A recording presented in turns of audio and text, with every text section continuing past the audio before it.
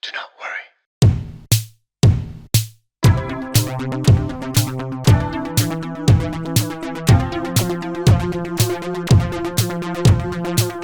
Welcome to a brand new episode of Do Not Worry, episode 146. We are still in the genocide/war edition, and we are joined by Nour tonight. How's it going, Nour? It's going. It's going. We're surviving. We're still alive. We're still here, folks. World War III is upon us, folks, as Iran has entered the battlefield and Israel has begun its ground invasion of Lebanon. We're going to be covering all things war, all things genocide, all things Israel and Lebanon this week on the podcast. So join us. And just like last week, we're going to be doing this whole episode in English because we got a whole bunch of you guys tuning in from outside Lebanon. And a quick shout out to HasanAbi, who he reacted to a clip of our episode from last week. And we have a bunch of you guys from Hassan's audience. We love Hassan. I'm a huge Hassan fan. He's one of my inspirations for this channel. So welcome. Again, we're going to be doing this in English for all of you guys. We hope you enjoy the show. We hope you keep watching. And we hope you keep watching. We normally don't talk about politics. This show was actually inspired by H3H3. We'll talk about this another time. I stopped watching H3 ever since Ethan's comments. I'm not going to get into this right now. But yeah, this is like a random show where we normally react to like Lebanese influencers and call them out for some of the random stuff that they do. But right now we're just focusing completely on Lebanon and the war, just like we did when the stuff was happening in Gaza. You know what I mean? We can't talk about random stuff when this thing is going down, when these things are going down. So that's what we're going to be up to. Quick shout out to a bunch of new patrons that we got. Again, I'm assuming they came from Hassan or from you guys watching the clips on Twitter that Capri shared. Welcome to Shahram Khan, Arino, Tamara Isa, and Nimra, all abductee patrons. Welcome to the family. And a bunch of new blonde patrons like It's Dylan, Fergus Grant, David, Black Magic Magician, and Hani Farah. Welcome to our Patreon family. As you guys know, we're currently not doing any sponsorships, nothing like that. So the only way you can support this channel is through Patreon. It's the best way. So thanks a lot for your support. It's the only way I can make sure the interns get paid. So we really appreciate you guys. And just like an hour before we started filming this episode, folks, Iran has sent around 400 rockets towards Israel. World War III might be happening. Again, we shoot this podcast on Tuesday, so by the time you guys watch this on Thursday, who knows what other developments might have happened. But just as we're recording this right now, Iran is firing rockets at Israel. It might send a second round of rockets. Pandemonium in Israel. I'm not gonna pretend that I'm so upset about it, but we're gonna get to that in a little bit. Watch some of the videos. It's insane. The footage that's coming out of there is insane. Also, quick shout out to anyone here from the H3 Snark community, my fellow snarkers. Welcome. We have a home. We finally have a podcast where we can all have some fun. Again, we'll talk about Ethan and H3 another time. If you guys are interested, let me know in the comments. I used to be a massive H3 fan. I'm not here to start any shit, especially not with Hassan or anything like that. Not only did I want to give a shout out to HasanAbi, we're going to watch the clip of Hassan reacting to us in a little bit, but I also wanted to give a shout out to the Ayyrabs podcast, folks. Capri, Frogan, and Raf. I'm actually on the show this week. I recorded an episode with them on Sunday night. By the time you guys watch this, the Ayyrabs episode should be out. I hope you guys go check it out. Subscribe to Ayyrabs. Let me know what you think about the episode. We just talked about Lebanon. They want to help spread the word, so I really appreciate them. And again, thanks to Capri for cutting out a couple of clips from last week's episode and sharing them on Twitter because those got a lot of traction, and that's how Hassan found our clip in the first place. So thanks again to the Ayyrabs. They've always been supporting us, and we're more than happy to support them. Hope you guys enjoy the episode. I was a little bit sleepy when I was recording it, so I hope that's okay. Before we get into anything else, we have some sad news, folks. Sad news to start the podcast with. For those of you who don't know, last year I made a documentary called Kung Fu Jesus about a very special character called Joseph Merheb. He is one of our favorite sort of characters on social media. He is basically a gentleman who lives in the forest and who does a lot of kung fu, and he's very religious, a very special man. And if you don't speak any Arabic, the documentary is completely subtitled in English, so you guys can enjoy it wherever you live if you speak English. In the film, we get to meet Tante Mona, who is Joseph's mother. And I'm very sad to say that she actually passed away on the 24th of September, I believe. Here's a video of Joseph, and this is going to be in Arabic, so I apologize for those who don't speak Arabic. A video of Joseph announcing his mother's passing. آخر فيديو عملته من يومين بعد ساعتين ماتت أمي على إيدي. كان نهار الثلاثاء 24 أيلول 2024 وامبارح 25 أيلول كان الدفن واليوم 26 أيلول. ما تتصوروا الحزن يلي بقلبي. آخر شخص بحبني بهالحياة تركني وفل، بس صار ملاك بالسما وقديس بالسما عم بيصليلي ومرافقني بصلاته بهالحياة وبتاني حياة. والرب يبارك الجميع. You can tell how sad Joseph is. That's actually incredibly sad. It's very sad. It's very heartbreaking. If you guys watch the documentary, you would know how much Joseph loves his parents. And his father passed away just maybe a couple of years ago, and it broke Joseph's heart. He loves his mother. The amount of love that he has for his mom. He spends a lot of time with her. He's one of her biggest caretakers. So I can only imagine how painful this was for Joseph to lose her. I was fortunate enough to meet Tante Mona a number of times. I'm just going to show you guys a couple of clips from the documentary that just show you just how much Joseph loves his mom. Just these sweet little moments. Catelya. جوزيف بدك تاكل معنا؟ أنا عشية. عشية. عشية؟ لا. طيب باكل. تغلبني منى دايما. أنا خلص قالت منى شو بتقول مجبورين. Even at 60 years old, he listens to his mama always. This was one of the first things he did. As soon as we walked into his house, he just walked over and started kissing his mom's feet, just to show us how much he respects his mother. هيدي حبيبة قلبي أمي. رح أرجع أعمل شغلة دايما بعملها قدام كل العالم. باركيني.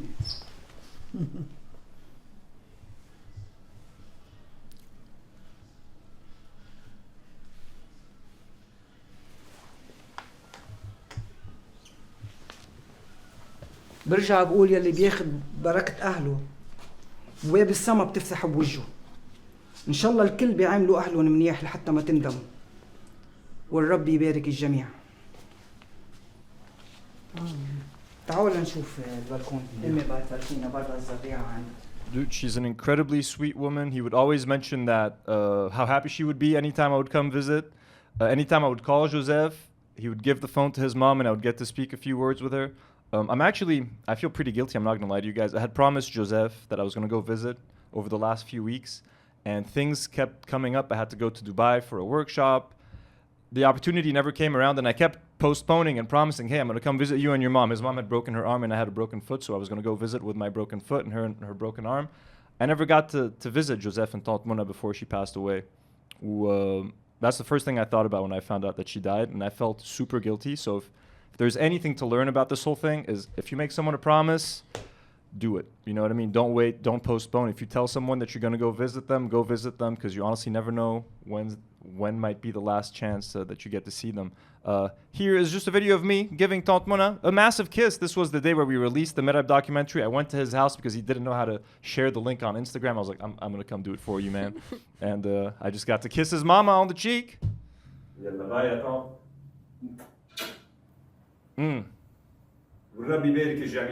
والرب يبارك الجميع.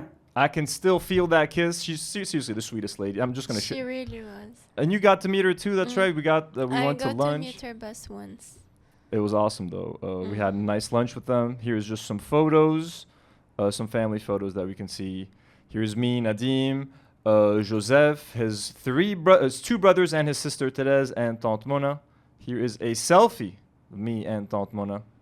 And myself, Joseph, and Tante Mona. And this is a little candid photo that I took that I was never going to share with anyone. I had gotten some cake with me for everyone to enjoy. Here is a shot of Tante Mona enjoying a millefeuille. Look, Catelya, Tante Mona.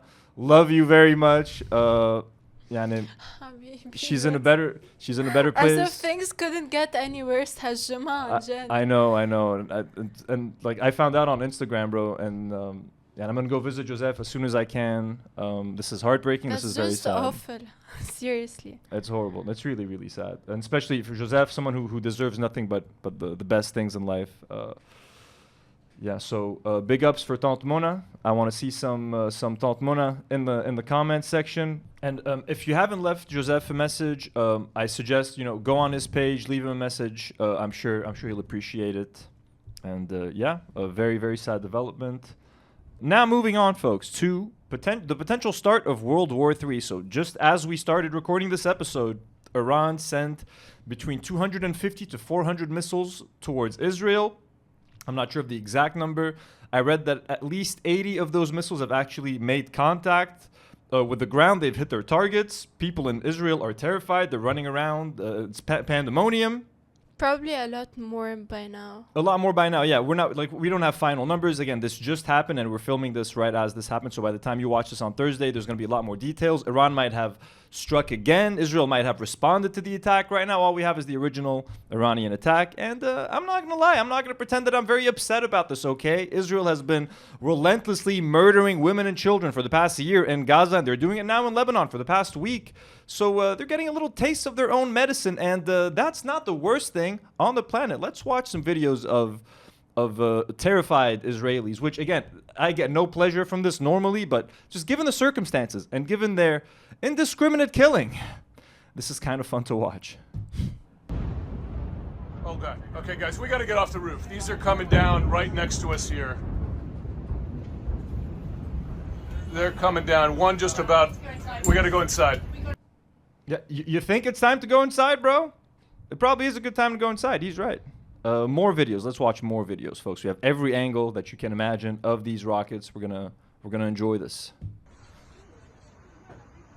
I feel like those douchebags from the Two Nice Jewish Boys podcast who are like, I want to go clubbing and have pictures of children in Gaza suffering. Wouldn't that be nice? I kind of feel like that, but like, again, they just, I don't know, man. They kind of deserve it in a sense. After hearing how they view people and how little value they put on Palestinian life, yeah, I don't feel a lot of pity watching this, especially given that we're currently being bombed right now.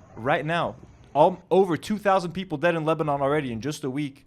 So, yeah, I hope you guys enjoy some of this. Here's a third video of more missiles. With the alarm in the background, just to give us a little more of a sense. How do you see there's a little child in the background? That's kind of sad. There's a voice of a little baby. I don't want to see kids being afraid. Okay, it doesn't matter what country they're from. I don't think Lebanese kids should be scared. I don't think Palestinian kids should be scared. I don't think Israeli kids should be afraid. Like, call me crazy. It just feels like justice for them to feel a little bit of what we were feeling. Exactly. And like the Hezbollah rockets, sure, they're kind of scary, but like this is a way scarier barrage of rockets. Like this is the first time I think Israelis are really feeling some fucking fear. This is insane. And this is what we feel when they terrorize us, because what Israel does to other countries is literal terror and terrorism. And yeah, you could call this a terrorizing attack, because it is, but like, violence begets violence. What do you expect? What did they expect? Like, I'm shocked it took this long for someone to fucking respond. I've been waiting for someone to attack Israel for the past year. Finally. They're bombing 4 countries, I think. Yeah, they're bombing Syria, they're bombing Yemen, they're bombing Lebanon, they're bombing Palestine. They might start bombing Iran right now. Let's see. A fourth video, another angle. So they have taken cover. There is a lot coming in over Haifa right now. And what we weren't understanding was whether or not the Iron Dome, if there's an Arrow 3 system that's taken this out, what's happening. But right now, nothing's hitting the ground. But there's so much of it. Wait, that might change. Boom, baby. We got some impact. Some kind of contact there. I don't know, Nate. But I know that you have the ability to tell us what's going on from even Tel Aviv. Because it looks like a meteor shower from like Armageddon, like a bunch of small meteors like crashing into the earth. It's kind of freaky.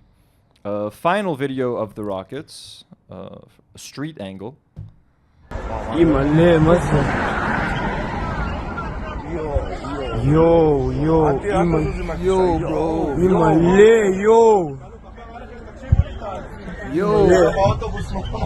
Bro just smoked a fat blunt, and he was not expecting this. So it's so sad that we have to feel joy when we see this. I know. Yeah, this is what it has come to. This is really radicalized a lot of us. Like and like I've always been a pacifist. I fucking hate violence. I'm the last person who would ever pick up a gun and like join a battle. You know what I mean?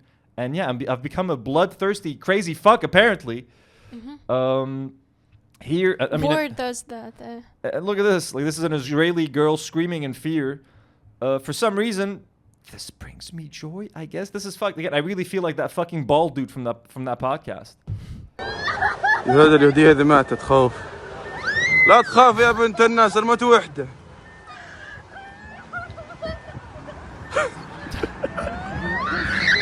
خلاص يخرب نور كي. يا الله. That's, I mean. It is kind of satisfying. It is a little bit satisfying. I know. بس إنه كمان this past week إنه we've all been having breakdowns and screaming. Yeah, please excuse us. We're not crazy, violent motherfuckers. You know what I mean? It was just we've been through a lot. We've really been through a lot, just as Arabs in general. And ironically, you know, the Israelis always love to use the human shield argument.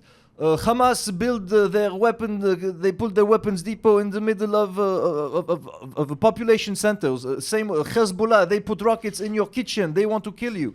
Well, here's this CNN journalist explaining how the Mossad is right in the middle of a population center. So is Israel using its citizens as human shields? Let's see.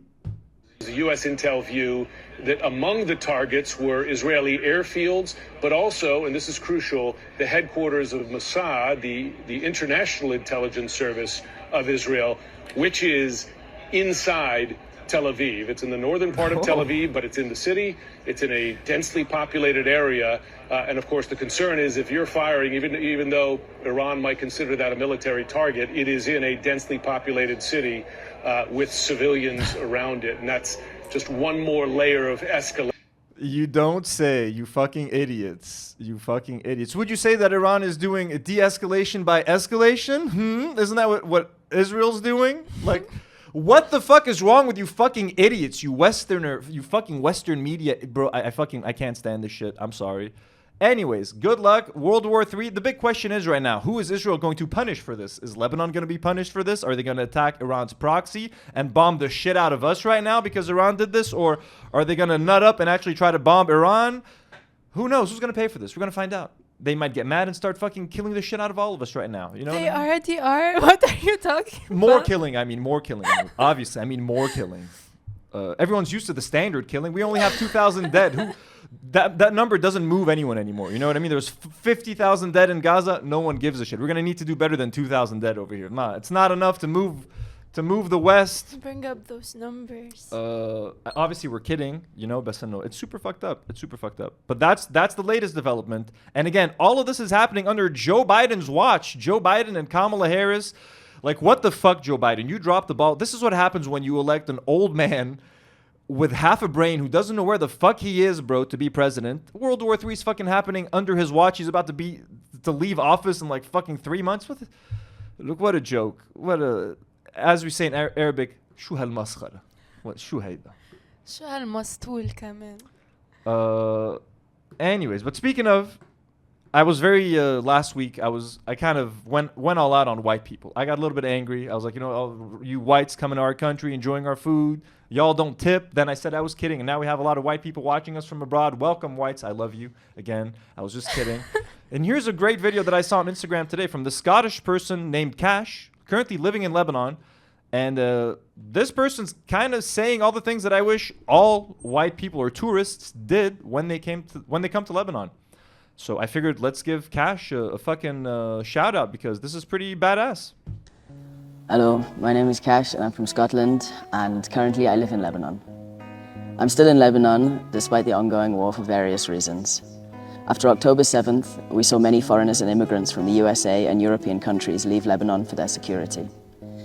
Although I respect every individual's right to choose, I believe that I owe Lebanon more. My time living in Lebanon has given me so much.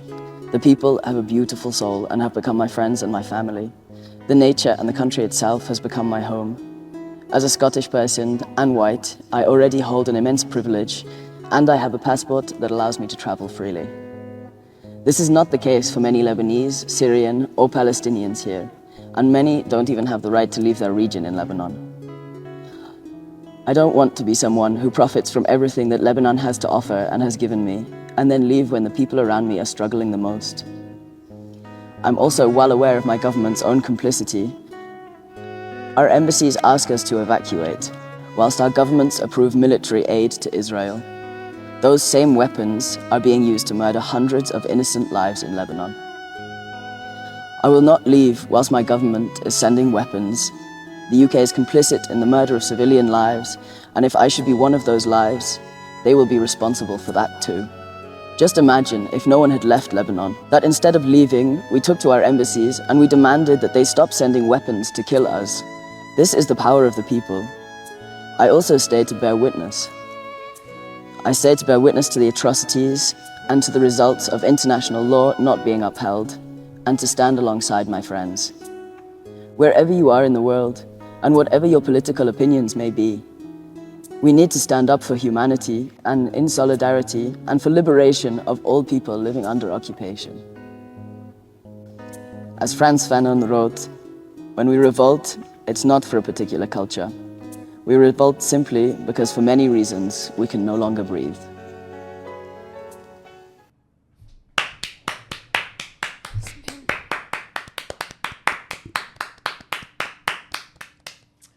Kash, beautiful words. This gave me goosebumps. I'm not gonna lie. A very, very nice emotional video. More people like that, please. Like, what a responsible, what an ethical, humane, like, tourist. I don't know. This is I haven't seen a video like this ever. This person is willing to die just to stand in solidarity with Lebanese people. So I don't know. I just found that great, and I felt like it would be worthy to give that person a shout out. So thank you, Kash. Okay, so as you guys know, I am a huge fan of HasanAbi. I used to know him ever since he was on TYT. He is Cenk Uyghur's nephew on TYT, for those of you who don't know. And a few years ago, he kind of spawned off and started doing his own his Twitch channel, and he is the biggest political commentator on Twitch. He has 2.7 million subscribers on Twitch, or followers on Twitch. Huge on Instagram, on Twitter. He used to co-host Leftovers with Ethan Klein on H3. I'm a massive Hassan fan. He's one of the reasons why I do what I do.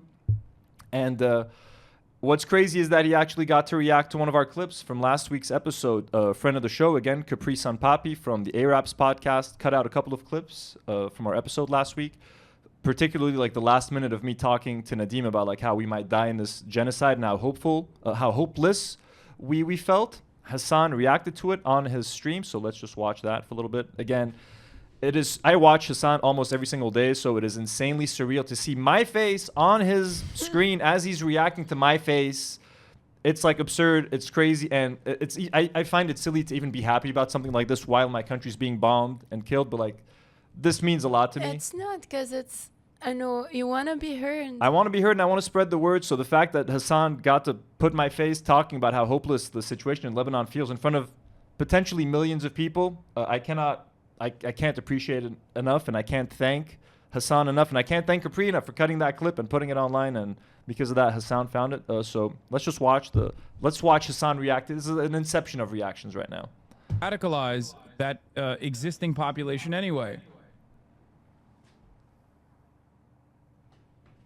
What is this? This shit really helps explain how the Lebanese are feeling. Lebanese podcast in English explaining how they will get killed. Asking us to help, showing us death and destruction. No one did fucking shit, so I have zero expectations that anybody's coming to save us, bro. We're going to fucking die alone, and we're going to live stream you guys are going to get another live stream, another live stream, the genocide on your phones. And it's just only going to cost you a few tax dollars, and yeah, that's it. So... And what an honor to have Hassan eat while I talk. While I talk about almost dying and my fear of death, and Hassan's just stuffing his face with chicken and rice, most probably, or something. It's, again, an honor. I've watched Hassan eat while reacting to many a video, and to be one of those videos now as he, sustains himself with some food.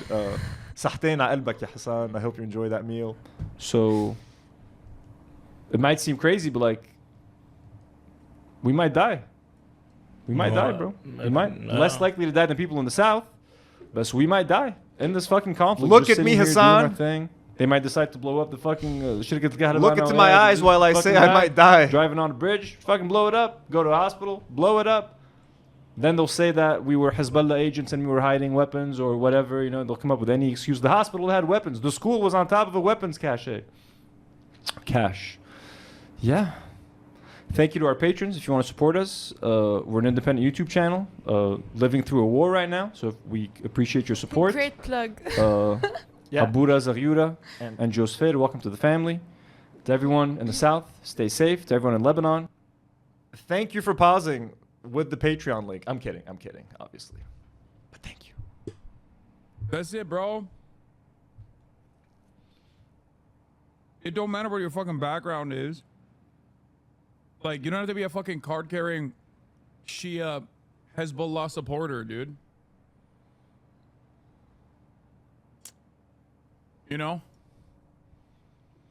the end of the day, the American bombs being deployed by Israeli fucking Air Force does not make that, it does not distinguish between you and Hezbollah anyway.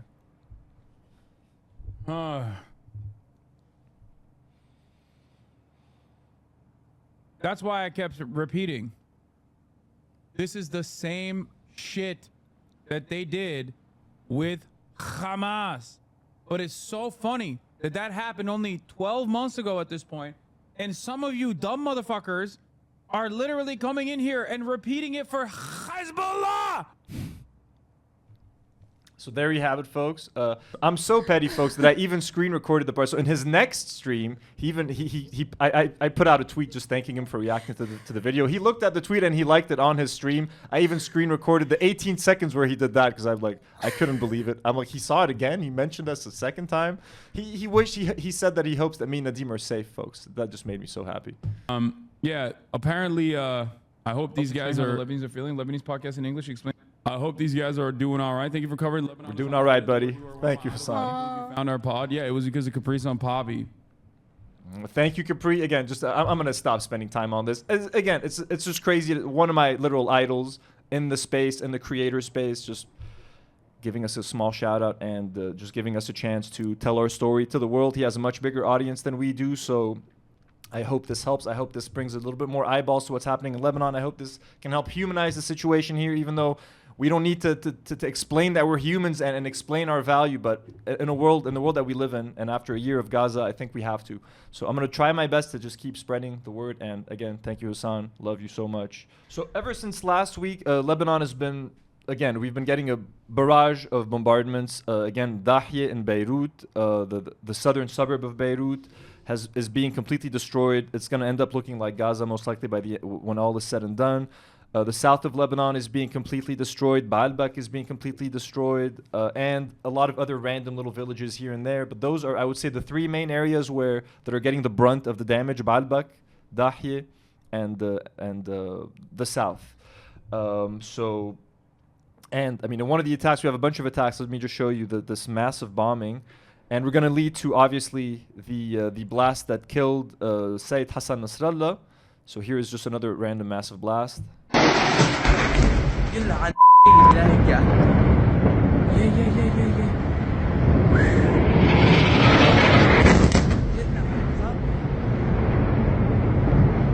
We're being subjected to stuff like this on the daily, folks. Indiscriminate bombing around apartment buildings where regular civilians live. You know what I mean? I guess the US and Israel have made it okay to destroy an entire building and kill 100 civilians if there's like a single weapon in that building.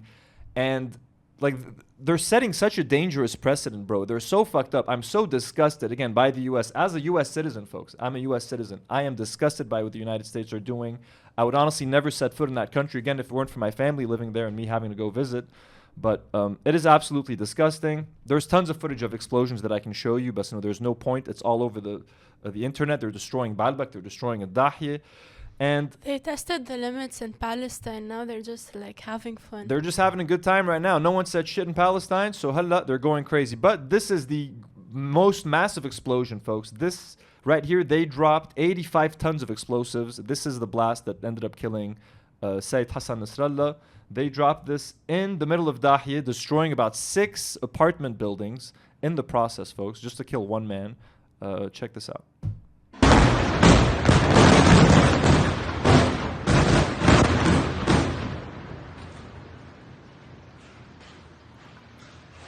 These were actually terrifying. You were there? You heard this? I was 40 minutes away and I heard them. Oh my God, and insane. It was still terrifying. Yeah. People who live in Beirut, in the area, like, kind of compared constant buzzing. Insane. Yeah, a lot of people compared this to the August 4th blast. How the other one was kind of like a nuclear blast, but like in sort of how loud this was and how intense this was. This is the biggest attack that has been done on Lebanon since the start of the war, from a week ago. So they ended up dropping 85 bunker buster bombs, each one weighing about a ton. So a total of 85 tons worth of explosives just so that they can kill Sayed Hassan Nasrallah, which they ended up doing. They ended up successfully killing Sayed Hassan Nasrallah, which is a very controversial thing. You have people in Lebanon that are celebrating. Obviously, most people, I would say, are kind of heartbroken or very sad or disappointed. Even if you're not a fan of Hezbollah, like myself, I've never been a supporter of Hezbollah. I explained very clearly last week, like, yeah, despite all of the things that they've done as a resistance, they're always going to have my support. They're the only ones defending Lebanon. They're the only ones defending our border. They defended our border in the 80s, in the 2000s. They're the ones who got rid of Israel. In 2006, they defended our border. So you're not going to get me talking shit about the resistance. You'll get me not here. Not here. You're gonna get me criticizing Hezbollah. Obviously, we've done it many times on this podcast. I completely understand the value, and I never fully appreciated Hassan Nasrallah until this last year, specifically like when I was in the States, and Israel was doing everything it could to escalate with Lebanon. They were trying their best to escalate. Nasrallah would get on TV, bro, and do these speeches that would just calm everything down. Like, Israel is literally trying their best to start a fucking regional war, as they're doing now with Iran fucking striking them. And Nasrallah would, bro, he's so pragmatic. He's such a calming presence. Despite all of the crap that they've done in the past, he fucking kept this war from escalating for a year, bro. Wahiyat Allah. Hezbollah helped defeat ISIS in the mid-2010s, bro. ISIS would have taken over fucking Syria and maybe half the fucking Middle East if it wasn't for Hezbollah. So people calling Hassan Nasrallah a terrorist and comparing him to Osama bin Laden, that is more Western fucking propaganda. The West that loves Christianity and protects Christians and all of that shit, who ended up being one of the biggest protectors of Christians, yo. Fucking Hassan Nasrallah murdering the shit out of ISIS, bro. So spare us your fucking terrorist bullshit, because the only fucking terrorist nations in the world right now are the US, Israel, the UK, all you fucking shitty countries. So spare us the fucking lectures. It is kind of crazy because regardless of his like policies al-Hizb or whatever, he was really the only person who you could feel that he's standing up and saying something to Israel. And yeah. And the whole world would stop to listen to Hassan Nasrallah's speech because they know it affects the whole region. Like, he was the only man with authority. Whether that's a good thing or a bad thing, probably a bad thing. He had more authority than the Lebanese president. He has more authority than our entire parliament. I'm not saying, again, that's not a good thing necessarily to be in the hands of a militia. But that's just how fucking of a badass the guy ended up being, and how much of a hard worker who, again, could be the worst thing to happen to Lebanon. Best no. I'm sorry, he's the only person who laid his life for fucking Palestine. He's the only Arab leader that put his life and everything on the line for Palestine. And again, yes, you can say that ulterior motives, or he's working for Iran. Whatever the case is, bro, the man fucking died. He did it to defend Gaza. And he said the only way to get Hezbollah to stop firing rockets into Israel is to stop the war in Gaza, to stop the genocide in Gaza. Every other Arab nation just sat there quietly doing background deals, backdoor deals مع Israel. تحت الطاولة ما في غير حسن نصر الله that fucking took it like a man.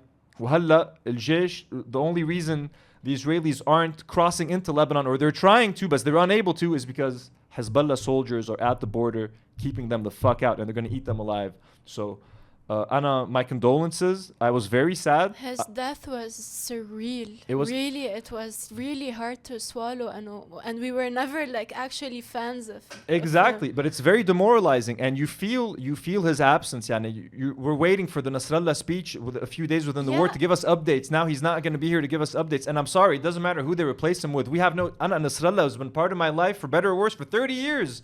I was a little kid, and I would walk into the living room and I would watch my dad watching Nasrallah speeches, and he would tell me, like, this is like, he made it very clear that this was an important moment. Anytime Nasrallah would speak, we had to kind of listen to see what was going to happen in the country. It's been that way ever. Like, this Our is whole what lives. I woke up to. And now he's gone. And to many of us, he is the face of resistance, the face of resisting occupation and colonialism. And whatever problems we have with him are our problems to solve with him, not for another entity to He was ours to deal with. Halla, Israel, they're going to hold it over our heads. Like, they already are. We got rid of Nasrallah for you. Don't you? Now you can finally be free. Now you can do this. It's like, bro, fuck off. We didn't want you to do anything. You should have left us handle it. You know, we failed. We tried to handle Hezbollah and we weren't able to. It's still not your problem. It's our problem. Let us deal with it. We love our problems. He was our militia leader. You know what I mean? He's not yours. Allow us to deal with him.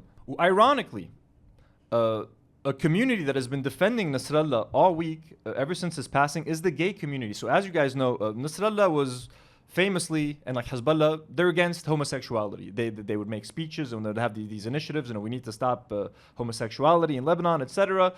We've had Christian political parties do the same thing. Being anti-gay is pretty common in Lebanon. Obviously, we love gay people on this show, so everybody's welcome here. But I have some funny tweets of literally people in the Lebanese queer community defending Nasrallah and sort of telling people to shut up when they're trying to guilt them for feeling this way. So here we have a tweet by Brianna Wu, highlighting, sort of mentioning, like, here's the dead leader of Hezbollah calling for the murder of LGBT people. My friends, stop being useful idiots and cheerleading the people that want to slaughter us. Their mission doesn't stop with Israel. Well, here Sarah quote tweets that tweet, and she says, stop using us, queers of Lebanon and Palestine, for your filthy genocidal ideologies. Literally mind your own fucking business. We have another tweet by Antigon Flower. She says, every single queer Lebanese person I know is mourning the death of Sayed Hassan Nasrallah today. Spare us the fucking lectures and stay out of our internal politics. Because, come on, Israelis love to say, like, you can, if you're gay, you can be free in Israel, but like Hamas wants to stop gayness and Hezbollah wants to stop gayness. It's like, you got gay people telling you, bro, fuck off. Okay, let us mourn Hassan Nasrallah. We'd rather live under Hassan Nasrallah, who doesn't want to allow us to be gay, than live under fucking Israeli rule. So take that as you will. Here's another tweet of Christian leaders. This is by Ben Norton. Christian leaders in Lebanon are honoring Hezbollah leader death Hassan Nasrallah after the Israeli regime killed him. Hezbollah saved Christians from ISIS and Al-Qaeda during the Syrian war. Meanwhile, ISIS got US weapons and Israel supported Syrian Al-Qaeda. So again, who's the terrorist in this case? But yeah, sure. Here's a video by Hamid Sinno, who is the lead singer of the Lebanese band Mashru' Layla. Hamid Sinno is openly gay. If there were a gayville in Lebanon, Hamid would be the mayor. So he is probably a good spokesperson for most gay people. Here are his thoughts on the Hezbollah Sayed Nasrallah thing.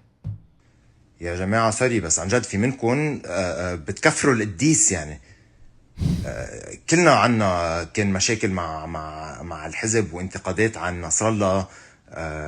هلا مش وقتها. نسدوا. كيف يعني عم بتهيصوا هلا انه الصهاينة انتهكوا سيادة وطن، اختلوه، دمروا نص البلد معه، ها؟ قاعدين انتوا عم تنبسطوا، عم تقرطونا وعظة، عم تقرطوا ناس وعظات لما عم بيحدوا عليه. معقول راسكم؟ مين عم بتفيدوا انتوا بهاللحظة؟ مين عم بتفيدوا؟ لمين عم تشتغلوا؟ لك والله بجم نسدوا، استحوا بقى. لك استحوا. Why is he like shirtless in bed? Like, was there not a better place to film this? For our English-speaking audience, he's basically just telling people, criticizing Lebanese people that are celebrating the death of Nasrallah. He's like, you might have your differences. Now's not the time to be celebrating his death. We shouldn't be celebrating any Zionist victory, essentially. And it's just trying to separate us. And again, I agree. Like, I'll be damned before I ever celebrate a single Israeli/Zionist accomplishment, bro. Fuck those motherfuckers. Sayed Hassan Nasrallah was our Sayed Hassan Nasrallah, bro. No one else's, okay? He was our problem. He was our problem to deal with, okay? And again, not always a problem in many cases, but also a defender, an ardent defender of Lebanon and of Palestine and of a lot of Arab values. Again, and even the gays of Lebanon are telling you to shut the fuck up. We even have Sarah Copland, who, for those of you who don't know, I think she was a journalist, but she lived in Lebanon during the August 4th blast. Her little baby, Isaac, tragically died in the August 4th blast. And the August 4th blast happened because Hezbollah had stored like 2,500 tons of ammonium nitrate at the port, which Israel blew up, but it was Hezbollah's ammonium nitrate. So they were partly responsible for her baby's death. She tweeted out this very powerful tweet. She said, I have no doubt Hezbollah were complicit in the Beirut blast, but that doesn't mean I celebrate the Israeli attacks, which also killed innocent people. I want justice, not vengeance. I won't allow anyone to justify the killing of hundreds of civilians in my name or Isaac's name. So again, the blast that took out Hassan Nasrallah was in a very densely populated apartment center. There were 6 apartment buildings that completely got destroyed. Hundreds, if not thousands of people were killed. They couldn't even find their bodies because they evaporated. Tabakharu. I have some tweets from like ER doctors. Check this out. And East Germany says families are flocking to the ERs asking about their loved ones, but the ERs are empty. There are no bodies to even bury. That's how fucked up that attack was. Here's another tweet by Gently. It's been more than 1 hour and we still didn't receive any casualties yet. Most likely the bodies are evaporated, that there is nothing left. Here's a third tweet by Anas. The way we prepared the ER instantly after the missiles on Dahya, and literally dozens of nurses were waiting outside prepared to take in the wounded, but we literally did not receive a single ambulance because apparently the bodies evaporated. It's just insane. It's insane. And obviously the rest of the world, again, is celebrating this because to them, Nasrallah is a terrorist. Actually, let's take a second to watch the CNN report, just the first few minutes, and just look at the framing of this whole thing. Profoundly destabilizing news from the Middle East, where the Lebanese have just recovered the body of Hassan Nasrallah, the leader of Iran-backed Hezbollah, which the U.S. government considers a terrorist group, who was killed by an Israeli strike on Friday. So there you go. He already labeled them as a terrorist group, so automatically whoever's watching this has no sympathy, has no pity. They think all of this is justified. Iran-backed, just buttering you up. Iran-backed, we consider them a terrorist group. All right, so what it doesn't, even if he tells you 1,000 people died in the attack, you're going to be like, yeah, but it's justified because it's an Iran-backed terrorist. God damn it. Killing gave Nasrallah's victims and their families a, quote, measure of justice, but as Israel struck more Hezbollah targets overnight, President Biden... Hezbollah targets overnight. Again, this is another form of manufacturing consent. Instead of saying apartment centers or apartment buildings, which is what they're doing, Hezbollah centers, Hezbollah command centers. That's it. It's justified. In the eyes of the West, nothing fucking matters. Hezbollah center targets. Yeah. Also called for a ceasefire in the region, as U.S. officials watch carefully for Iran's threatened retaliation for Nasrallah's death and the possibility that Israel could move ground forces into Lebanon. Joining me now to discuss, White House National Security's Communications Advisor, Admiral John Kirby. Admiral, thanks for joining us. So, first of all, is President Biden glad that Israel took this action? I don't think anybody's mourning the loss of Mr. Nasrallah, a known terrorist, a guy with American blood on his hands as well as Israeli blood on his hands. This is a terrorist organization. He was the leader of it. And I think people are safer without him walking around. But typical American foreign policy. They're terrorists. They're bad guys. We're the good guys. He's got blood on his hands. American blood. What the fuck were your American soldiers doing in Beirut when that attack happened, bro? What the how much blood is on American hands, bro? Just fuck off, bro. Hanjed, you deserve to fucking die. I'm sorry. This motherfucker, this fucking war criminal, this fucking war hawk, I feel no fucking pity in saying he deserves to be fucking 6 feet under, man. Let's fucking listen to what more. A lot of people are fucking, the whole fucking region is mourning the man's death, okay? He's got way more fucking honor than you would ever have in your fucking life. But they'll try to recover. We're watching to see what they do to try to fill this leadership vacuum. It's going to be tough that much of their command structure has now been wiped out. So the Israeli strike targeting Nasrallah flattened several large buildings in the heart of densely populated Beirut, the suburb of nice, Beirut. Jake Tapper. Do you have any indication at all what the civilian death toll might be? I don't think we have an exact number, Jake. We certainly assume. They never do. In fact, I can go so far as to say we know that there are civilian casualties here. There's no question about that. I mean, dozens, hundreds, thousands? I don't think we can quantify it right now. We're in touch with our... We don't know. We don't care, Jake. We never have the numbers. Can't quantify it, Jake. While, again, nobody's mourning Nasrallah's death, we certainly do mourn any loss of civilian life. So before... He mourns them. He's mourning for us. John Kirby, what a good man. No one's mourning the death of Nasrallah, but we're mourning the death of We don't know about civilians. them. We haven't asked, but we mourn them. It's not official, but we mourn them. We are very sad. But we got to stop the U.S. from fucking... They can't keep getting away with this, bro. They can't keep getting away with this. Before President Obama gave the order for SEAL Team 6 to go in and take out bin Laden, there was talk of an airstrike against the compound and the decision... Bin Laden, he's Bin Laden all of a sudden, bro. Bin Laden did fucking 9/11, you fucking motherfuckers. Sure, you're comparing him to Hassan Nasrallah. Bro, I'm sorry, some Arabic cursing. I'm gonna stop watching this because it's kind of pissing me off. But this is just a taste of just Western media, just the total fucking bullshit that they want to feed people. Just because the guy has a beard, a long beard, and wears a funny-looking hat doesn't make him a fucking terrorist, yo. Like, terrorists look like this man. They wear suits. These are the real fucking terrorists, bro. They wear fucking suits and ties. You know who we need? We talked about this guy before, but we need to react to him again because this is the man we need right now to come help us in Lebanon. the true leader of Hezbollah. This man should replace Hassan Nasrallah. Hi, can I ask you a question? Yeah. Why are you flying a Hezbollah flag? Because I support Hezbollah, Hamas, the PLO. I support China, Russia. Why? I support North Korea. I don't Why support do you America. support terror proxies?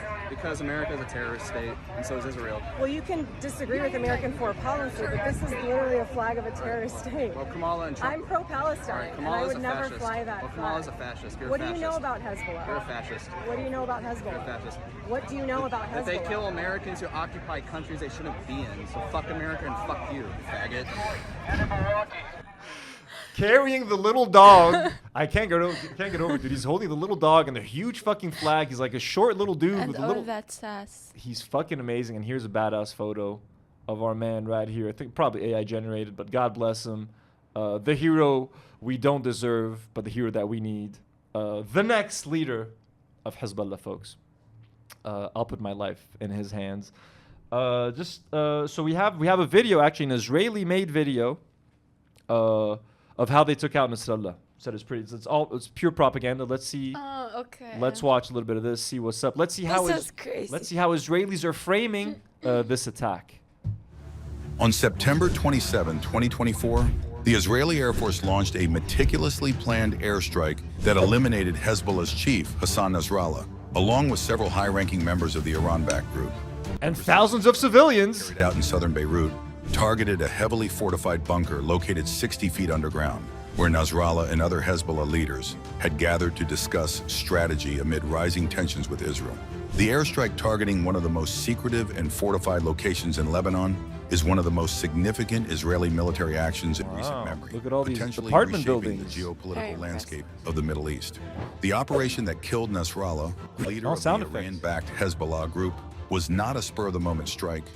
Israeli intelligence agencies, in coordination with foreign counterparts, meticulously gathered information about Hezbollah's leadership for over 2 decades. These efforts intensified as Nasrallah emerged. Bro, someone sold him out, man. I'm sorry, someone sold out Hassan Nasrallah. Like they got some fucking moles and Hezbollah, man. I don't know who the fuck betrayed him, but no, the man got sold the fuck out, and he went out way too soon, bro. And Jed, like, I'm still kind of shocked by this whole thing. Like, a lot of people think he's not even dead, that he's just pretending to be dead, and he's gonna pop back out in like a speech and like, got you, motherfuckers. That would be great, I think but he's dead, I'm pretty sure he's gone. Yeah, like it's pretty demoralizing. It wouldn't be a smart move to like pretend that he's dead, but no. Is there more to this video, or I think we can stop it here? لا بحس I feel like this video is like AI scripted. It feels like AI scripted, right? We have a video of Israelis celebrating the death of Hassan Nasrallah and a club.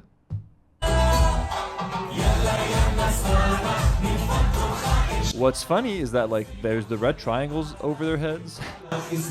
If you pause it, boom, look at that. Yeah, these are all targets. Boop, boop, boop, boop, boop, boop, boop. Ugh, that's kind of funny. But yeah, the Israelis always partying, always celebrating people getting killed. I wonder, maybe if we look close enough, we can see the 2 nice Jewish boys from the podcast dancing. No, not here. Jewish in London. So I mean, that's it for Nasrallah for the death. I mean, this is literally going to change the region. There's a huge power vacuum right now. Who knows who's going to take up that position? I think they've already appointed a replacement. To be honest, I don't even know who the replacement is. I was attached to Nasrallah for better or worse. Maybe call it Stockholm syndrome. I don't know. We knew the guy. His smile relaxed me. Okay, he had a beautiful smile. He never got to live a normal life, bro. I saw like a tweet that like all his pictures are like underground and underground bunkers because they have to Photoshop pictures of him sitting in like grassy fields because he was never able to get out of hiding, bro, because his life was constantly under threat. So a lot of people are seeing this as an opportunity, as a chance for Lebanon's political scene to be remixed. Maybe now the Christians can take power. Maybe the Sunnis can step in. Maybe this, maybe that. I don't know, man. I think we lost a massive figure. We lost weirdly enough, a stabilizing figure who, I don't know. I feel less safe now that he's not around. Weirdly enough, some people might feel more safe. I feel less safe. I was talking to my parents about it. It's a very odd feeling, and like to mourn this person. It's like you grow up and you see this person as an untouchable figure. Yeah. And then Israel comes and does that, and no one asked for them to do that. All of a sudden, yeah, he's gone. And I mean, look, all these bombings, the non-stop bombings everywhere, and specifically Bidahia and in the south, it's leading to a lot of displacement. We already have over 1 million Lebanese people, folks, that are displaced. Here is a post from Al Jazeera English. About 1 million Lebanese people displaced by Israeli attacks, according to the minister. Nasser Yassin, the minister coordinating Lebanon's crisis response, told Reuters agency that about 1 million Lebanese people have been displaced by Israeli attacks, including hundreds of thousands forced to flee their homes since Friday. I read that at least 100,000 people have fled into Syria. Ironically, when Syrians come here, we complain and we nag. What are they doing here? Kick them out. Well, now Lebanese people are needing to go into Syria. This is why it's good to have neighbors, folks. It's good to have friendly neighbors. That way we can help each other out. They have a problem, they can come here. We have a problem, we can go there. Stop complaining. So we have 100,000 Lebanese people in Syria. Most of them are probably going to end up trying to go to Europe. And Europeans constantly complain, stop sending us refugees. We don't want refugees. If the Germans accept 5 refugees from an Arab country, bro, they never let you hear the end of it. You know what I mean? They fucking shove it down your face like, we accepted 5 refugees. These fucking cheap motherfuckers. Well, now they're going to get an influx of refugees, and then they're going to fucking complain. Well, maybe if you stop bombing our countries, if you stop supplying Israel with weapons to destroy our countries, we won't need to come to your fucking shitty countries. We don't want to leave our homes. We don't want to live in fucking Germany, bro. No one wants to live in the fucking cold-ass UK. No one wants to go to the States if they can avoid it. But guess what? You're bombing our homes. People are homeless. They got nothing to eat. It's fucking raining now. You're making 1 million people homeless at the start of fucking winter. You fucking genocidal fucks. And then we want to run away and go to your countries, and then you start fucking complaining. Oh, we got all these fucking refugees. We got to close the border. We got to make it harder for them to get citizenship. You want to become a German citizen? Sign this fucking document that says that you fucking recognize Israel's right to exist. Fuck you. Particularly Germany. I fucking hate Germany the most, I think. The US, UK, and Germany. Fuck y'all, bro. Fuck y'all. I feel like... Fuck y'all. Another fuck y'all. Oh my god, did you hear that? I was like... There's a highway near here, so we get some scary... It's just a car. It's a car. Don't worry. It's crazy. Like, I can't hear any loud sounds. The PTSD. It's crazy. Even like whenever I shower, I feel like I'm just listening to like the airplanes. Oh, really? Oh, yeah, because there's a lot of drones in Beirut and stuff constantly. Yeah.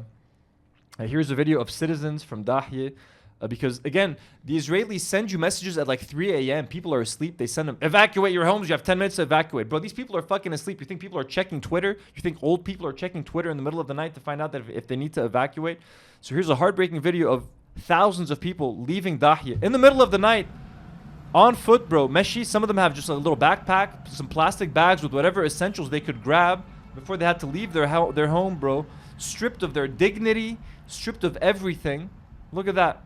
Full families walking in the streets with kids with nowhere to fucking go. They're sleeping in the middle of Beirut, of downtown, folks. They're setting up mattresses and blankets in the middle of downtown, and it's starting to rain. They did the same thing in Gaza a year ago. The same thing. They made people homeless right before the winter. They're doing but pure evil. Pure fucking evil. Here's a video of people sleeping in a parking lot. In South Lebanon. No, people from South Lebanon. They're in Saida right now. And they're, just sleeping in a parking lot.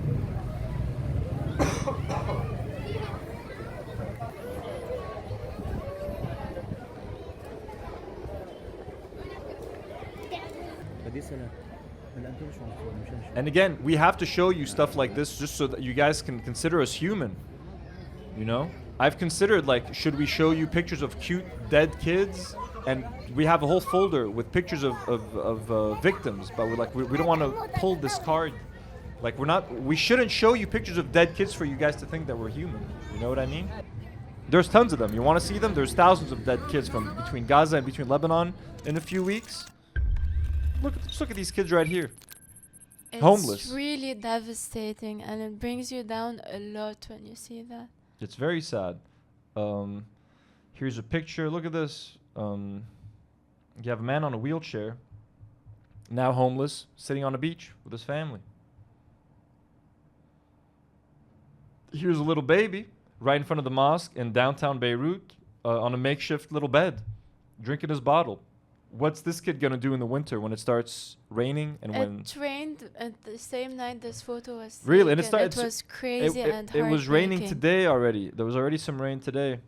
Here's a man in Corniche sleeping in front of a McDonald's. This is what they've done to people, bro. And Lebanese people, you can't strip us of our dignity. No matter what you do to us, Lebanese people are going to be dignified. But son, look at this. Man, this guy doesn't have to do this. He's a middle-aged man. Shouldn't be sleeping here.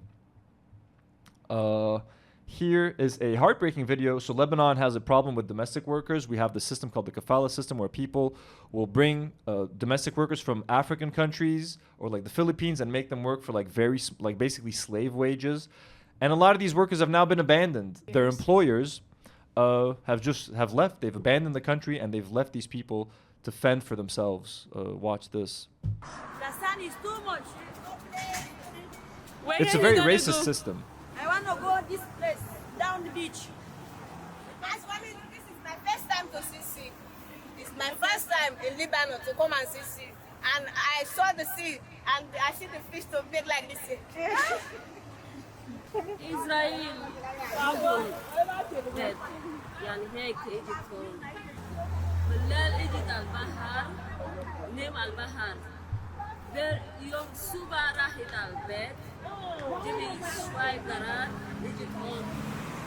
The moment Madam left, she told me that to stay in the house. When I stay in the house, come in the house. So I live in the house. I come back. I leave my phone in the house. The fire is in the house. The location.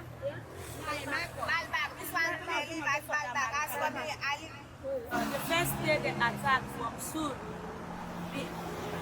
all of us, like me, I was in the kitchen.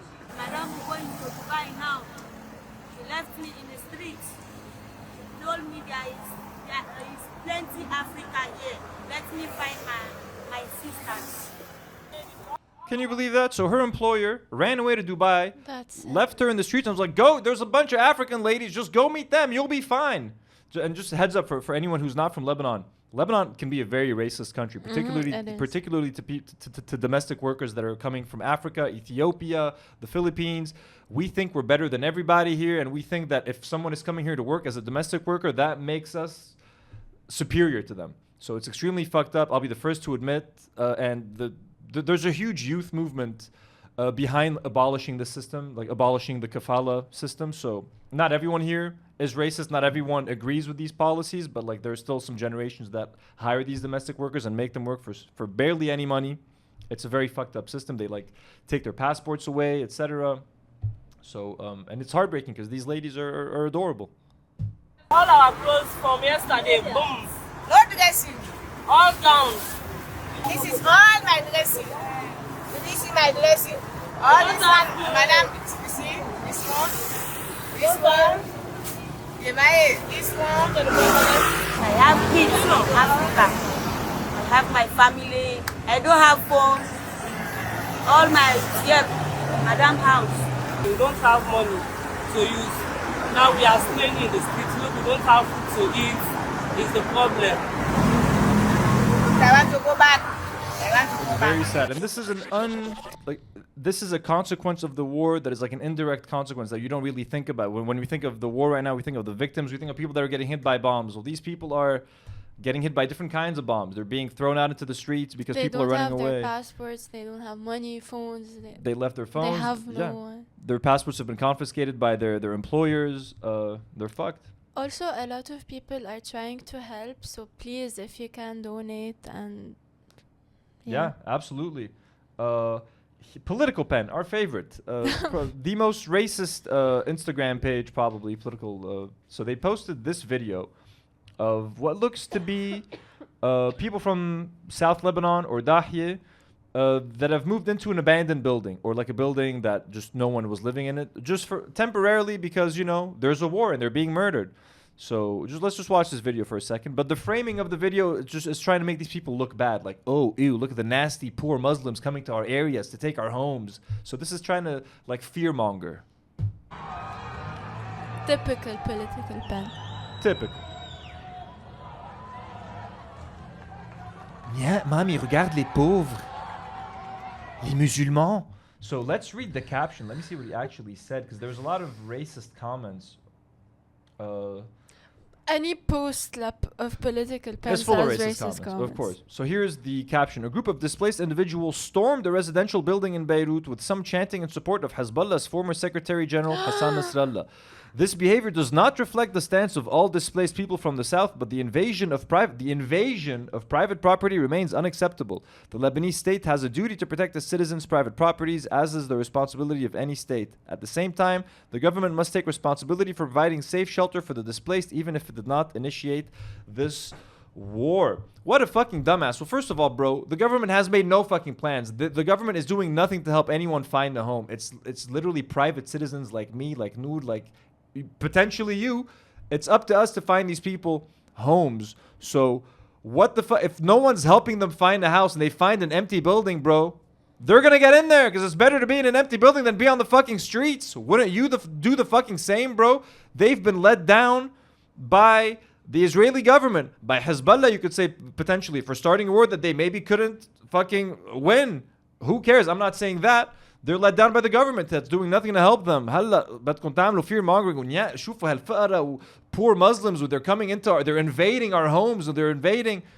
هلا, is there going to be increased crime? Of course. Is it good to have 1 million displaced people without homes wandering the streets? Of course not. Are some of them going to get desperate? Sure. Are some of them going to commit some crimes in that desperation to provide their families with food, water, or shelter? Probably. But you would do the same. It's not their fault. It's our fucking shitty government's fault for doing nothing to give them an ounce of support. Okay? If you want to blame Hezbollah for starting the war, you can also blame them. Fair enough, bro. Just don't blame them for doing what all of us would do. If you see an empty house, I need shelter. Here's some shelter. I'm going to go inside. I don't know.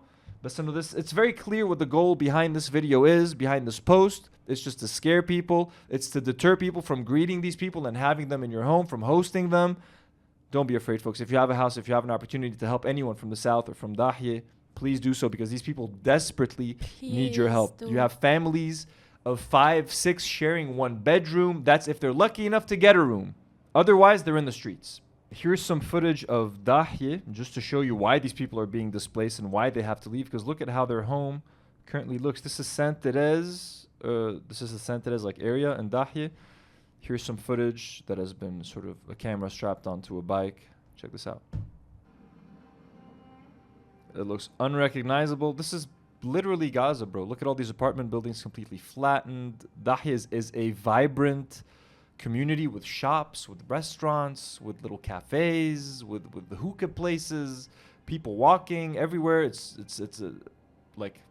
extremely vibrant and very densely populated. And now there's thousands dead. Literally, they're doing a Gaza. And there's still some buildings standing here, bro. This is all going to be flattened like a parking lot, I think, in a few weeks. If Israel keeps going at the rate that they're going, and there's no reason to believe that they're not, because no one's fucking stopping them, all President Biden would need to do is make one fucking phone call and just stop sending them weapons, bro. If he just told them, but they have no balls. Every single U.S. politician is in the pockets of the Israeli lobby. What else can be said about it, bro? They're disgusting, and I wish them nothing but the worst. And if you're wondering, Anthony, why don't you leave? You have an American passport. Why don't you leave? Why don't you just contact the U.S. Embassy and have them help you? Well, folks, even if I wanted to leave, the U.S. Embassy isn't helping Lebanese people evacuate. In fact, look at the double standard. They're helping Israelis escape, but they want nothing to do to help Lebanese people. So Dr. Jill Stein shared this. Here's the difference between Israel and Lebanon. U.S. government to assist U.S. citizens in departing Israel. Starting Friday, October 13th, the U.S. government will arrange charter flights to assist U.S. citizens and their immediate family members who have been unable to book commercial transit. But in Lebanon, the U.S. Embassy of Beirut, here's the message that we get. The U.S. Embassy is not evacuating U.S. citizens at this time. There is a commercially available flight that U.S. citizens who express interest in departing Lebanon will have to book and pay directly with the airline. So basically, you're on your own. Figure it out. We ain't gonna help you. They're definitely not paying Kamel. No charter flights. You're paying for your own flight. You have to call and book separately. And they've been trying to get us to leave for months, and they keep talking to us about this fucking loan. You guys want to leave Lebanon? We can loan you some money, but you're going to have to pay us back. And they send us this huge email about how exactly to pay them back. And if we don't pay them back, my passport will stop working. And what are you, fucking loan sharks? What is the U.S. Embassy doing, bro? What the fuck, bro? Oh my God, dude. They're so embarrassing, insane. bro. This is it when it comes to like displacement. The problem is getting worse. Okay, and again, winter is coming. This isn't a Game of Thrones reference. This is real life. What are these people gonna do? And it's not like Israel is stopping its bombing campaign. So the number is 1 million people today. In a week, it might be 2 million. It might be 3 million. It might be the whole fucking country that's displaced in a few weeks. And just to quickly mention this, there's a ground invasion happening. We don't have anything, like there's no footage of the ground invasion to show just yet because it started last night. As far as I understand, Israelis have not been able to set foot into Lebanon. That's right. They're unable to defeat the Hezbollah soldiers. If there's one thing Hezbollah soldiers are fucking great at, it's guerrilla warfare. Like the Israeli army has been struggling greatly with fighting Hamas in Gaza, and Hamas is not nearly as well equipped as Hezbollah. They're not nearly as experienced fighters as Hezbollah. Again, Hezbollah defeated ISIS. You have some of the most brutal, most experienced fighters and military men in the world. They are waiting for an opportunity to eat Israelis alive if they try to set foot on our fucking land, folks. Israelis are already planning on building settlements. Check this out. So here is like a screenshot from a website, an Israeli website. Boom. Right here. They're advertising beautiful homes in South Lebanon.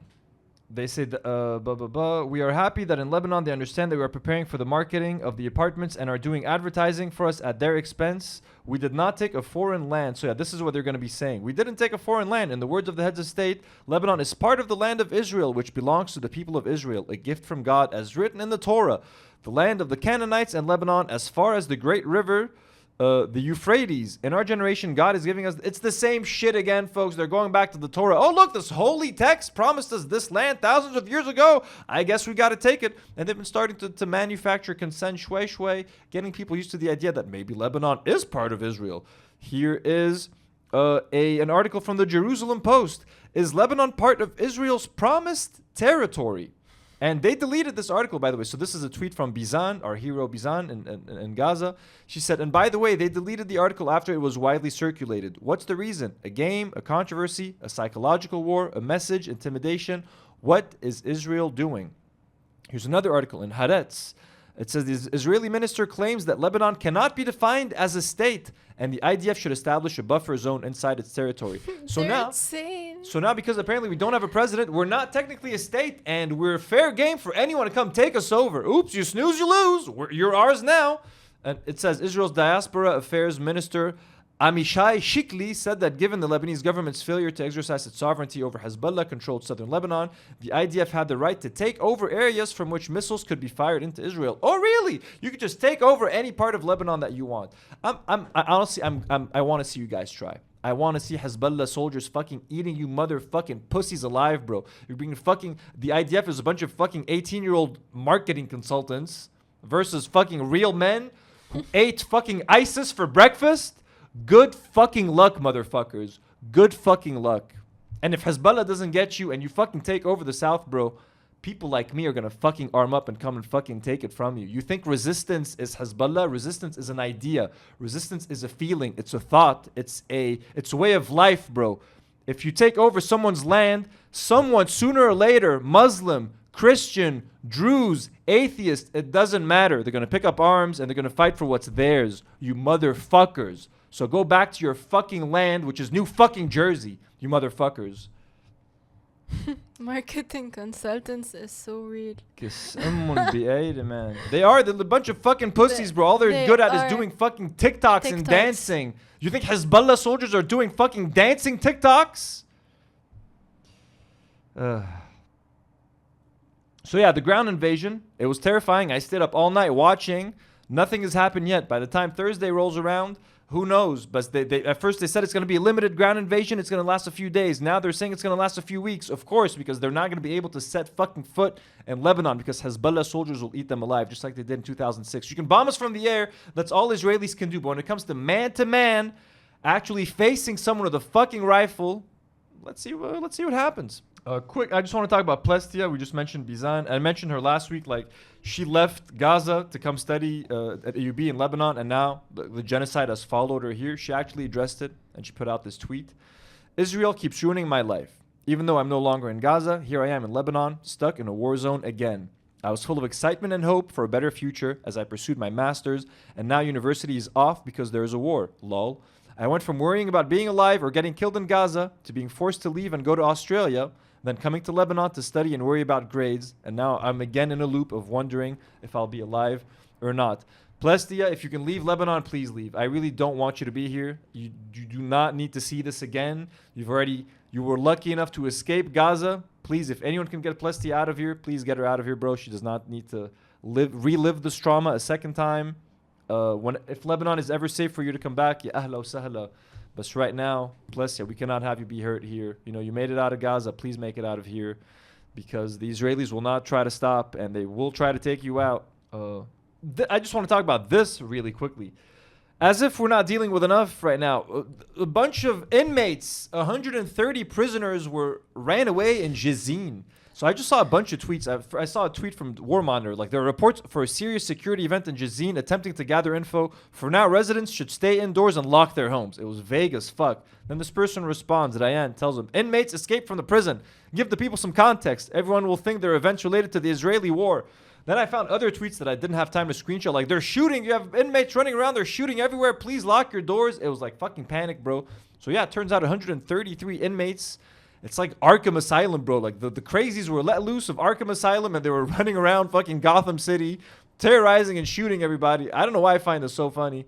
But it's like just given everything happening, having a bunch of inmates running around scaring people. It is. It feels like the whole country is loose. It just felt kind of comical. I'm just imagining like funny looking villains from like Batman comic books. You know what I mean? Here, let's watch this. Here they are. Most of them were caught. So there they are walking down the mountain. Very calmly for someone who's escaping prison. They're like, they don't really look like they're trying. How did 133 people escape? I don't know what happened. I heard someone like what the fuck happened? I think someone went in with guns and let them out. Because they're walking so calmly, bro, like in the mountain. It's like, I think they were gathering them back. Oh, they were gathering them. Here they are laying on the floor.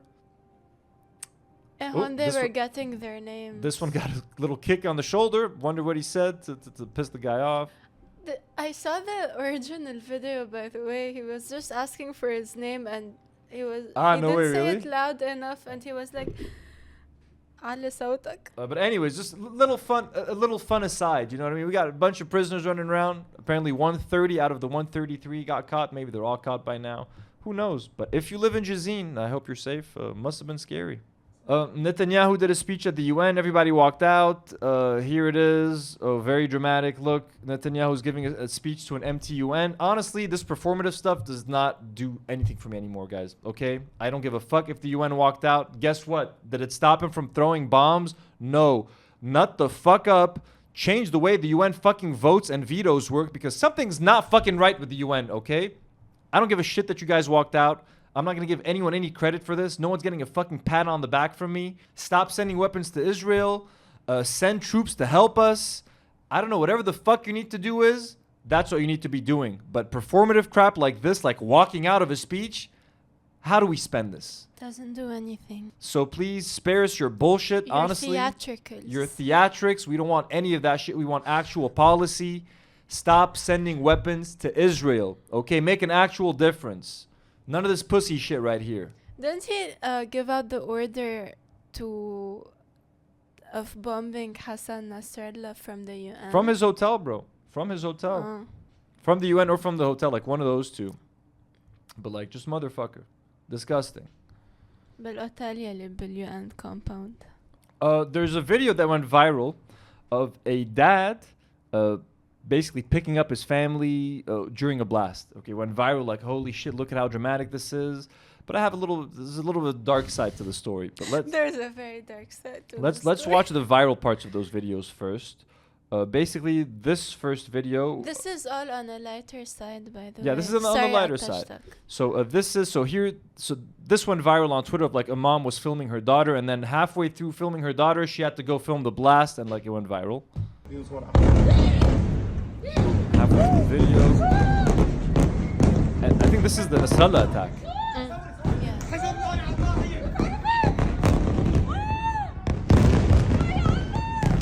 So they're panicking. Everyone's running around the house for a good reason. I mean, this is terrifying. Okay. The dad's carrying the daughters in dramatic fashion. The daughters are crying. There's a point to this. We're not heartless. Here's another part of the video. This one also went viral. Like hero dad picks up daughters and runs away from blast. Here's the second part. Look at that heroic scene of a dad picking up his kids while panic ensues. Again, this is horrifying. I'm not making fun of the kids have every right to be. Everyone has every right to be afraid in this situation. Anyways, the video went viral. Dad picking up his girls. Hero. A little something you guys should know about these people. The Maria Catelya family. Here's the tweet. Sorry, just like Lebanese father. Grabs his daughters as Israel drops drones near his home. They know civilian homes are the IDF's main targets. So, yeah, they're looking good. That is true. It is true. It is true. I'm not taking anything away from that. But the problem is that these parents, folks, are the most abusive social media parents in the fucking world. They put their kids in like really weird scenarios where they like scare them. They make their kids fight against each other and they film them. They constantly make their kids think that like one of their parents is dead, or one of their parents is like joining the military, or one of their parents is leaving forever. They make their kids cry on camera, and then they go like, oh, we were just kidding, I'm not dead, or oh, we're just kidding, I'm not leaving. They just really want their kids to cry. They traumatize their kids every day for TikTok videos, you know, and now they got some actual trauma. But let's just watch one of their original videos where they're actually just shitting on their kids. And yeah, those are the fuckers that everyone's giving credit for being the greatest parents. So literally the worst parents in the world are now getting credit for being the most heroic parents. It's like, no, just a second. Those parents are fucking assholes. No, it's actually crazy because he just grabbed them and started running around the house, not doing anything to calm them. For more content, let's see what they do to these kids on a regular basis when there aren't bombs.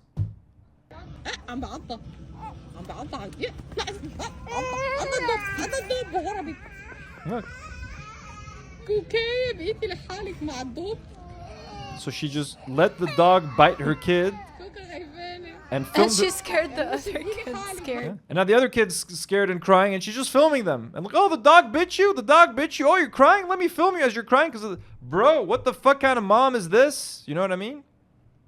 We have another video, fucked up video. There's a bunch, but if you just go to their account, like it's nuts. They were pranking their kids, and their dad was going to war to fight. He's telling their kids that he's going to war to fight, and like basically he's gonna die, basically.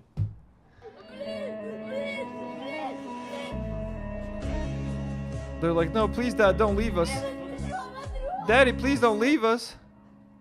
And that's them, right? That's the same family, right? Look at that. I'm sorry, I don't know why I'm laughing. This is traumatizing the kids. Like, Daddy, please don't go die. He's like, son, I gotta go. Please, I'm gonna take this toy with me so I can remember you and think of you forever. Daddy, please don't go. No, Daddy. They're all fucking wiping tears away, but it's just a fucking prank. They're just pranking their kids. So anyways, these are the parents. These are the heroic parents saving their kids from the blast. They're pieces of shit, okay? Just wanted to say that. Because I don't like it when shitty people get credit, you know, for something that they're not. We call you out on the Do Not Worry podcast. Apparently, Lebanese Reddit is like very pro-Zionism and like pro-Israel, and like they want Israel to win and shit. So we got a bunch of things from Lebanese Reddit. But I'm thinking if we keep it for next week, because this episode is running a little bit long, and I want to give Reddit its like due. Maybe if we spend more time on Reddit, we can find some more fucked up things. We can have a Reddit episode. And also, Lebanese Reddit has a bunch of non-Lebanese people for some reason. Oh, really? Everyone feels they can come in and just state their opinion about Lebanon. I just kind of want to talk about this really quickly. Just some kind of propaganda. There's this woman on Twitter called Fatima Khouri. And she claims to be a Lebanese Maronite. Lebanon Named first. Fatima. Lebanon only, yeah, peaks of peace. She has a Lebanese flag and an Israeli flag. Well, first, for those who don't know, Fatima is a very common Muslim name, and Khouri is a very common Christian last name. Khouri literally means priest. So you have this lady pretending to be a Lebanese Maronite named Fatima, a Lebanese Christian with a Muslim name, and she just spends her time tweeting pro-Israel stuff. Well, someone just like basically figured out that she's actually like an Israeli woman. Her name is Mia Schwarzenberg. Here she is. And she's an Israeli woman pretending to be Lebanese so she can create tension. By the way, this is Elon Musk's work, allowing verified fake Zionist accounts with thousands of followers to spread lies in favor of Israel. So you literally have this Israeli woman pretending to be Lebanese, just tweeting a bunch of stupid shit. Let me give you some examples of her tweets right here. Dear anti-Semitics, why do you argue with Jews/Israelis when they tell you that Israel has no intention to take land from Lebanon? Who hurt you that you have so much hate in your heart? So here's another tweet. There will be a day where anti-Maronites will tell us that there was no Lebanon before the French Mandate. The same people that reject the Jewish history in Israel will reject the Maronite history of Phoenicia/modern-day Lebanon.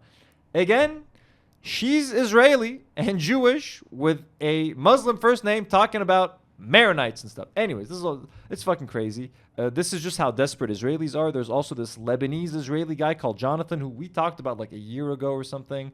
We'll talk about him next week if anything. He's just really annoying. Just here's a picture of him. He's Lebanese, Israeli, and gay. So he's making Lebanese people and gay people look horrible. We all disown you. Lebanon doesn't want anything to do with you. Gay people want nothing to do with you. Fuck off, you disgusting piece of shit. Thank you. Fuck off. We might talk about him next week, but I don't feel like it. There's a lot of reading. And there's Reddit. Let's just look at one Reddit post. Let's just take a little taste of Reddit. Let's read this one, okay? This is from Lebanese Reddit by Vitrilik YT. Vitrilik YT.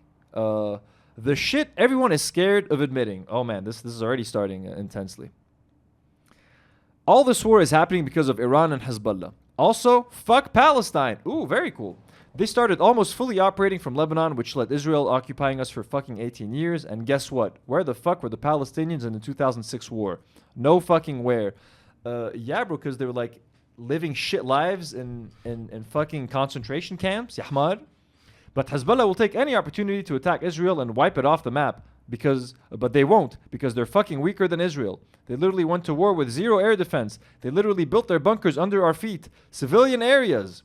2006 war and this one, Hezbollah started them unprovoked. And guess who gets their homes destroyed? Guess who gets displaced? Guess who suffers? Us, the Lebanese people. Look at Saudi Arabia. Everyone shits on them for not entering the war and help their Muslim brothers and sisters, but why the fuck would they? And now, their people aren't displaced, their homes aren't destroyed, and their soldiers aren't getting killed.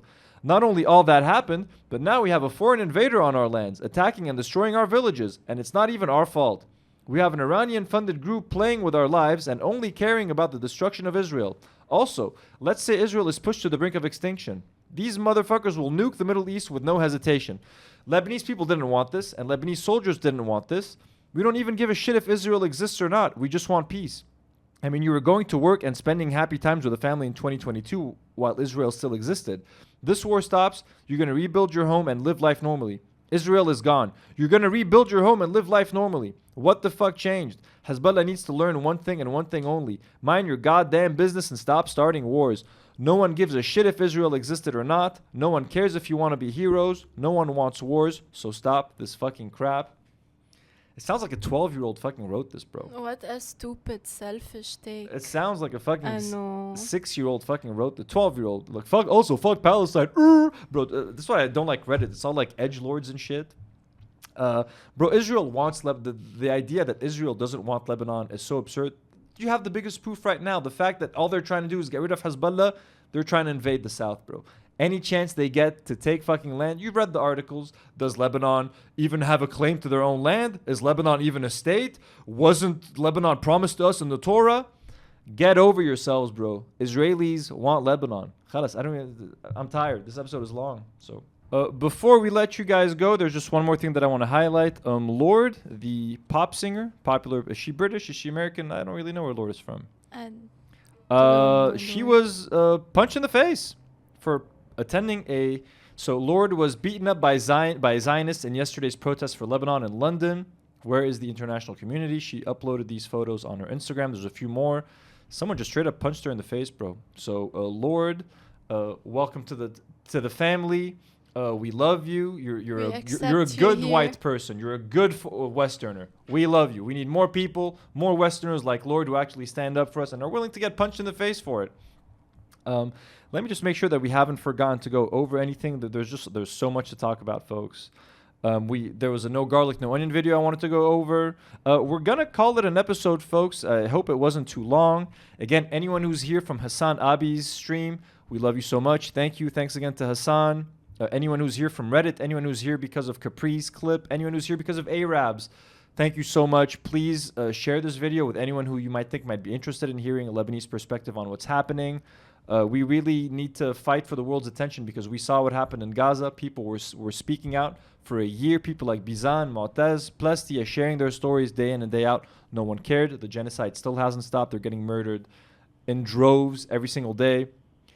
The same thing is going to happen to Lebanon. We're just doing what we can to spread the word and just to make sure that people see us as human beings and keep the conversation going.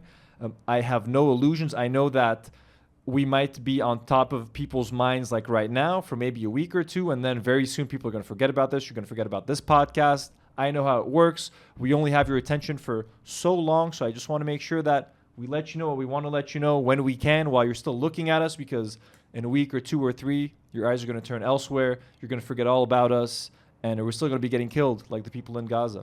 So please don't forget about us for as long as you can.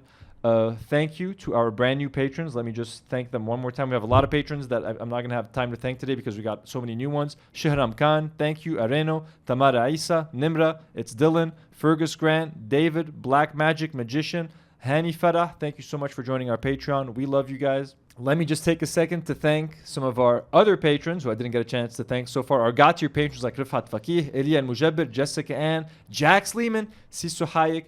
Thank you so much. Superhero patrons like Aziz, Noof AFQ, Maroon Bouslayman, Joey Daboul, and blonde patrons like Joy Tassides, Hagop, Francisco Simon, Malik UX. Thank you guys so much. We cannot keep the show going without you. YouTube is censoring these videos because we're talking about Israel and we're talking about war. We can't make any money off of them. We're not getting any sponsorships because of the war. So the only way you can support this channel is through Patreon. So we need you guys more than ever. Thank you so much. And as always, to know.